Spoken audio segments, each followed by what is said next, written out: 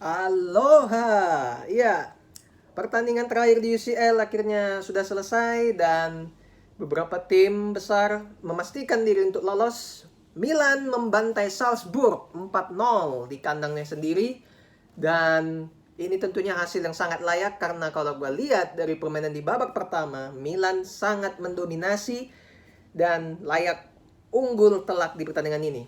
Mereka itu ya sangat mengandalkan Giroud ya. Bagaimana Giroud itu sudah cetak gol, bahkan Theo Hernandez sempat kena tiang di menit-menit awal.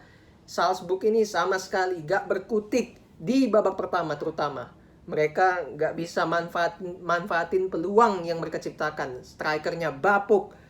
Ada berapa dua momen di tiga momen yang emas itu yang bisa harus jadi cetak gol buat mereka di kotak penalti, tapi syutingnya ke arah kiper pelan lah, nggak sempurna lah.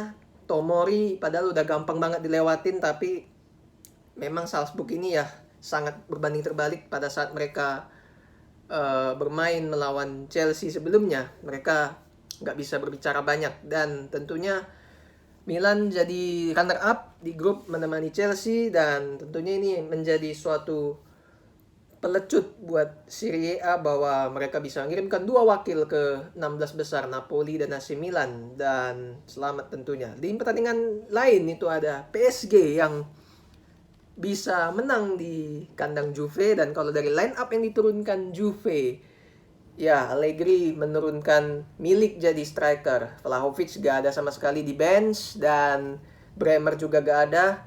Mix dengan pemain-pemain muda. Sementara PSG Galtier menurunkan Messi dan Mbappe. Neymar gak nampak sama sekali. Fabian Ruiz main tapi digantikan di babak pertama karena cedera, sayang sekali. Vitinha main dan Sergio Ramos juga main di belakang. Dan kalau dari permainan ya jelas PSG itu sangat mengandalkan Messi dan Mbappe. Kenapa? Karena mereka benar-benar di mana-mana bola itu selalu ke Messi. Messi yang tarik ruang, tarik lawan untuk dia, untuk mengincar dia. Lalu Messi kasih end passing entah itu ke Mbappe yang luar biasa. Mbappe gol yang pertama itu luar biasa keren. Ini anak kalau egonya itu bisa diturunkan ke level yang terendah, ini anak bisa menjadi akan hebat 10 tahun ke depan atau dalam karir dia bermain lah.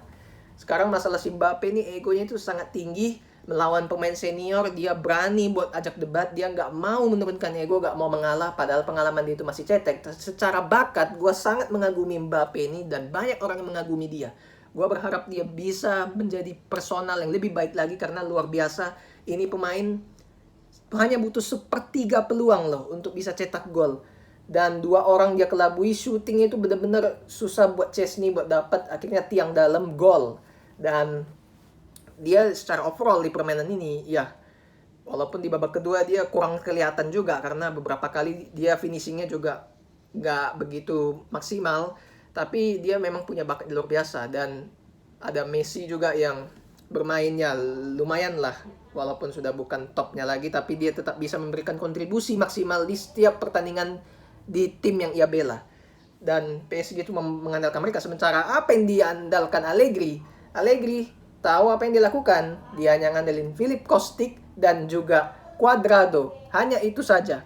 Philip Kostic dan Cuadrado hanya melakukan crossing kiri kanan, main bola atas. Milik yang dituju pun jarang dapat supply. Jadi kreativitas ini yang jadi persoalan buat Juve. Mereka nggak bisa mendapatkan warna baru. Nggak ada orang, nggak ada sosok yang bisa memberikan warna baru di tubuhnya Juve. Mereka memang menguasai permainan dan di babak pertama itu lumayan seru lah dinikmati. Keduanya saling menyerang, saling berani pegang bola dan gak ada yang main bertahan. Juve pegang bola tapi mereka nggak bisa buat melakukan end passing yang benar-benar tertuju, terarah suatu pattern yang gak ada yang ditampilkan oleh Allegri. Pattern itu gak ada.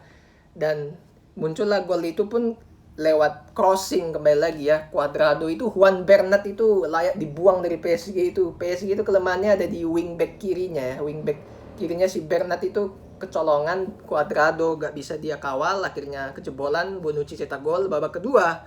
Akhirnya PSG bisa mencetak gol kemenangan dan Juve pun ya setelah kebobolan kedua memang lebih menguasai permainan, possession, tapi secara peluang emas, secara peluang berbahaya, berapa yang mereka ciptakan?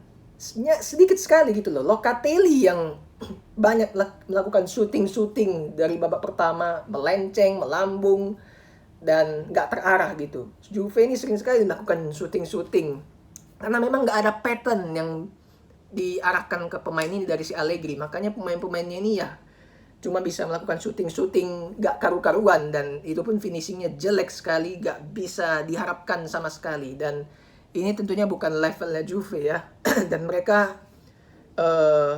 di klasemen itu finish masuk ke UEL jadinya. Beruntung Juve bisa lolos UEL, setidaknya mereka nggak juru kunci kayak Atletico, karena Maccabi Haifa dibantai sama Benfica.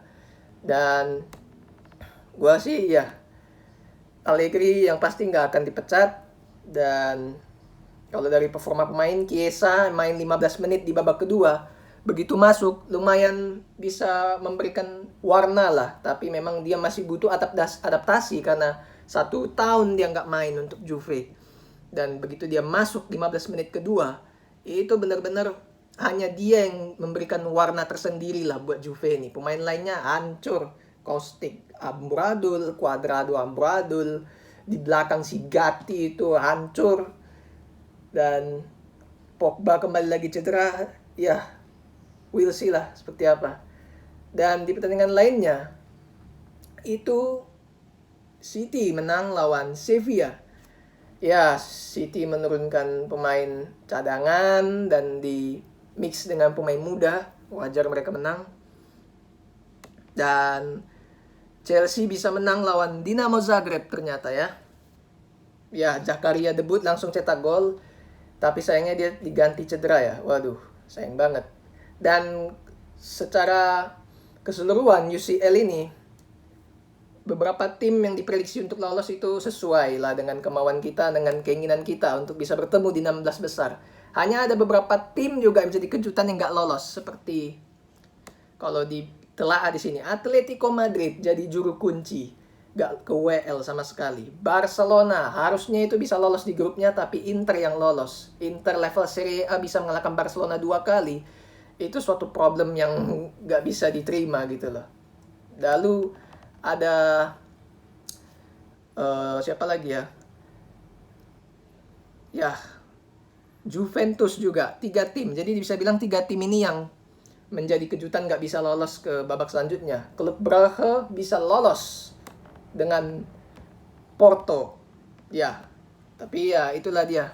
Kita nggak bisa tahu, dan kita lihat seperti apa di 16 besar. Thanks for watching.